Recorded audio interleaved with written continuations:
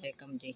जी गरीब आ, मेरे नां सफिया है ते पट्ठियां ते धक्के खांदी फिरनी आ। पहले भरावां कोरियां उन्हें कढ़ छड़िया, हुण तियां कोलों नहीं, उन्हां दे घर कोनी। पट्ठियां ते धक्के मुक्के खाने आ पे।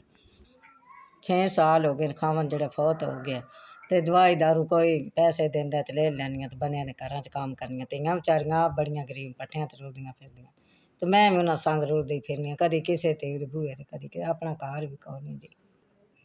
बस जी बीमार हो जावां ते दवाई दारू जोगे भी नहीं आंदे ते बड़ा औखा वक्त कड्ढनी पई तियां कोल। 1 जी 2 3 4 5 तुहाडे कल्ले पैसे 5000 में नपड़ गया जी। भला होवे शाला कोई दवाई दारू ले लै, असां तियां ते बूहे ते रुलदी फिरनियां पट्ठियां ते भला जेह्ड़े गरीबां दी मदद करदे, अल्लाह सोहना तुहानू चोखा दे, तुहाड़े बच्चों दी खैर होवे, अल्लाह सोहना तुहानू कदी थोड़ ना पावे। भला होवे अल्लाह जवानियां मानो, तुहाडे पैसे 5000 में नपड़ गए। बहुत बहुत शुक्रिया, भला होवे ने कोई राशन पानी ले ला।